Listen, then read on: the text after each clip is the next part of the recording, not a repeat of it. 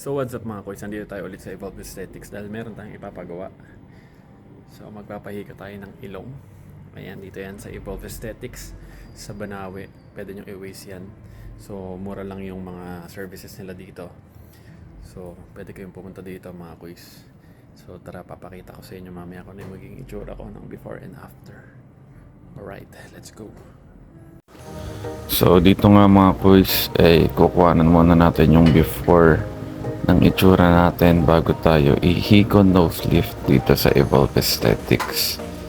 Ayan. So ang una nga pala nalang gagawin ay lilinisan muna nila yung face natin. Ayan, para syempre iwas tayo sa mga infections kapag hiniko na tayo, kasi syempre magkakaroon ng sugat yung ilong natin. And after linisan, lalagyan na nila tayo ng numbing cream. Yan yung numbing cream. Siguro mga 20 minutes din nakababa dyan. So sobrang malaking tulong yan para mamaya kapag in-injectan tayo ng anesthesia sa ilong is hindi na natin ganun mararamdaman. So hindi ko na nga pinakita sa inyo yung pinakang procedure. Ayan, kakatapos ko lang dyan ihiko nose lift. So far okay naman. Hindi naman ako nasaktan.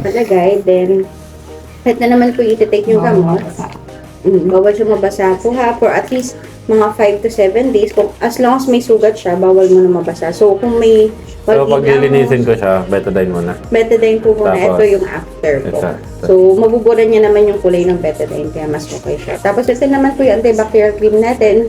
Inom kayo, pwede na kami start mamaya, kain muna po kayo ha. So 8 hours ang interval din yan sir, 3 times a day naman po. Ha?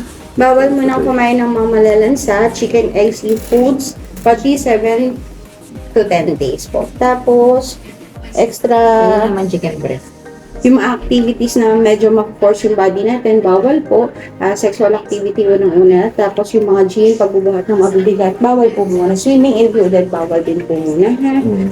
Tapos, exposure sa mga mainit, direct sunlight, bawal po muna. Okay? Tapos magsasad naman kami ng mga aftercare.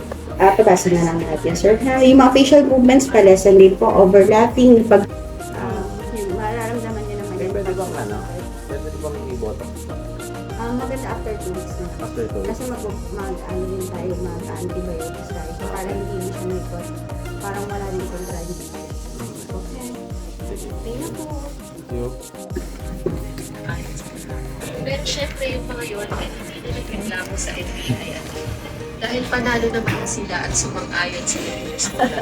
Pero Ano sabi mo? kami mga records niyan, Parang yung post ko din sa mga susunod na lang.